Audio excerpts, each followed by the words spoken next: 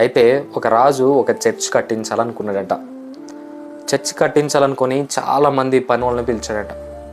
పనులను పిలిస్తే చాలామంది ఆ చర్చ్ కోసం ఫ్రీగా వర్క్ చేద్దాం అనుకున్నారు. కానీ ఆ రాజు ఒప్పుకోలేదంట.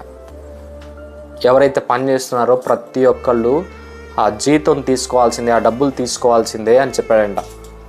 సరే అని ఆ పని వాళ్ళందరూ, పని చేసే వాళ్ళందరూ డబ్బులు తీసుకుంటున్నారు, పని చేస్తూ ఉన్నారు.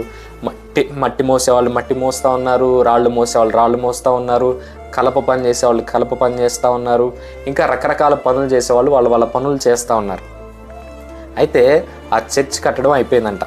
ఆ చర్చ్ కట్టడం అయిపోయిన తర్వాత రాజు ఆ శిలాపలకం మీద ఎవరు కట్టించారు అంటే రాజు పేరు రాశాడంట. రాసి దాన్ని పెట్టిస్తే ఆ రాత్రి రాజుకు ఒక కల వచ్చిందంట. ఏంటంటే నీ పేరు పక్కన మరియమ్మ అనే పేరు కూడా రాయమన్నాడంట.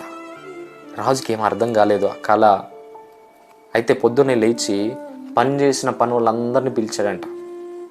పిలిస్తే ఆ మరియమ్మ ఎవరు అని కనుక్కుంటే ఆవిడ ఒక ముసలావిడంట. ఆ ముసలావిడ ఏం పని చేసావు అమ్మా నువ్వు అంటే ఏం పని చేయలేదు అని చెప్తుందంట. అయితే ఆయన మరలా సరిగ్గా కనుక్కుంటే ఆమె చేసిన పని ఏంటంటే ఈ రాళ్ళు మోసుకొచ్చే గాడిదలకి మేత వేసిందంట. ఈరోజు నువ్వు చేసే చిన్న పని, దేవుని రాజ్యంలో చేసే చిన్న పని ఎవ్వరు గమనించకపోవచ్చు, కానీ నువ్వు చేసే ఆ చిన్న పని ఏదైనా, దేవుని రాజ్యం కోసం చేసే చిన్న పని ఏదైనా దేవుడు జ్ఞాపకం చేసుకుంటాడు. అందుకే మత్తయి సువార్త 10వ అధ్యాయం 42వ వచనంలో యేసు ప్రభు ఏమంటున్నాడంటే, శిష్యుడని ఎవడు ఈ చిన్నవానిలో ఒక్కనికి గిన్నెడు చన్నీళ్లు మాత్రం త్రాగనిచ్చునో వాడు తన ఫలము పోగొట్టుకొనడని నిశ్చయంగా మీతో చెప్పుచున్నాను. ఈరోజు దేవుని రాజ్యంలో నువ్వు చేసే ఏ చిన్న పని అయినా మనుషులు ఎవ్వరు గుర్తించకపోవచ్చు, కానీ నీ పనిని మాత్రం దేవుడు ఖచ్చితంగా గుర్తిస్తాడు. చాలామంది ఈ రోజుల్లో వాళ్ళు చేసే పని అందరికీ కనపడాలనుకుంటారు.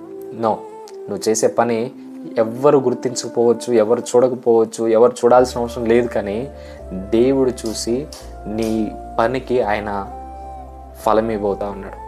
కానీ దేవుని రాజ్యంలో పనిచేయాలన్న భారం, దేవుని రాజ్యం కోసం పనిచేయాలన్న భారం నువ్వు కలిగి ఉండాలి. నీకు కలిగి ఉంది ఏదైనా సరే, నీకు కలిగి ఉంది ఏదైనా, నేను అది ఉంటే చేసేవాడిని దేవుని పని, నేను ఇది ఉంటే చేసేవాడిని దేవుని పని అని సాకులు చెప్పకు. నీకున్న దానిలో దేవుని కోసం, దేవుని రాజ్యం కోసం నువ్వేం చేయగలవో అది చేయి.